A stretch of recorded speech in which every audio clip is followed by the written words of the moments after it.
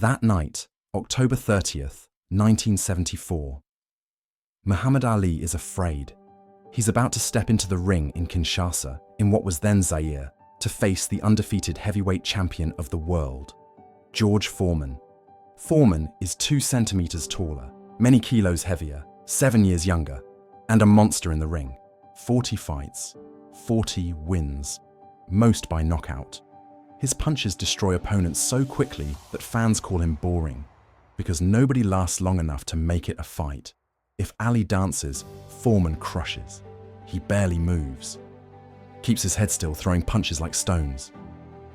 America loves Big George Foreman. Even white America loves him, because Foreman doesn't talk about politics or slavery or war.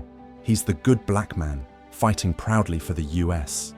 Ali, on the other hand, is the rebel. He used to be Cassius Clay, a name he called a slave name. He became Muhammad Ali, embraced Islam, and refused to fight in Vietnam. "No Viet Cong ever called me a nigger," he said. That decision cost him everything. His title, his career, 5 long years of exile. When he finally returns, Ali demanded to fight in Africa, to make it more than a boxing match. He wants to show the world that Africa is alive, that its people live, love, and dream just like anyone else. The fight is called the Rumble in the Jungle. It's held at 4 a.m. under floodlights, like a street brawl in the dark. Before the bell, Ali taunts his rival. Foreman's nothing, no chance, just a big old bully from Texas. But deep down, he knows the truth. Foreman's power is terrifying. Ali's team even prepares a private plane to fly him to France for treatment, in case the injuries are too severe. From the very first round, Ali feels it. Foreman's punches are heavier than he imagined. Each blow could break bones, shatter ribs, end a career. And George isn't as slow as Ali thought. He cuts off the ring, traps him, dominates the pace. So, Ali changes strategy. He decides to use Foreman's power against him. If George wants to punch himself out, let him. Ali leans on the ropes, lets his body absorb the shock, and turns defense into art. The world would later call it the rope-a-dope. Foreman keeps throwing, punch after punch, but Ali won't fall. And slowly, George starts to tire.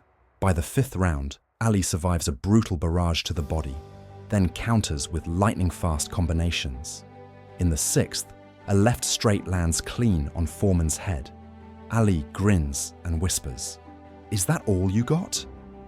By the 8th round, Foreman is desperate. He charges like a bull, wild, exhausted, fading. And then, Ali sees the opening. One perfect punch, right to the head. Foreman staggers, bends, and collapses to the canvas. Ali steps forward, fist raised, ready to finish it. But he stops. He won't throw the final punch.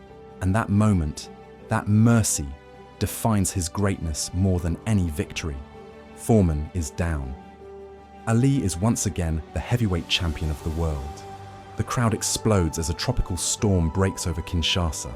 Ali disappears from the chaos. No cameras, no interviews. A journalist finds him hours later, alone, in the dark African night, quietly playing with local children outside his villa. There will never be anyone like him, the journalist thinks. And maybe there never will be. As for Foreman, he's shattered. He accuses Ali of cheating, falls into depression, and loses himself in women, cars, houses, even wild animals. He keeps fighting, keeps winning, until one loss against a little-known fighter, Jimmy Young, changes everything. In the locker room, Foreman collapses. He says he felt trapped between life and death. And there, he heard the voice of God. The mighty George Foreman kisses everyone in the room and walks away from boxing. He becomes a born-again Christian, a preacher, and opens a center to help troubled youth. For 10 years, he dedicates his life to others. He builds a business, raising his 12 children, and selling a barbecue grill that would become world famous. Then, at 38, he returns to the ring.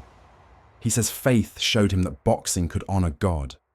And against all odds, at 45 years old, George Foreman becomes world champion again, 20 years after Ali defeated him. I'd become wiser, less animal. It's like I learned to dance too, from Ali. He retires at 48, a legend. By then, his grill has sold millions, and his rivalry with Ali, long gone. The two talk often about boxing, about faith, about life. At the 1996 Oscars, a frail Muhammad Ali appears on stage, and George Foreman is the one holding him up, guiding him up the steps. Ali is a great man, Foreman says. The greatest of all. I lost to a champion, but he wasn't my enemy. Losing to him saved my soul.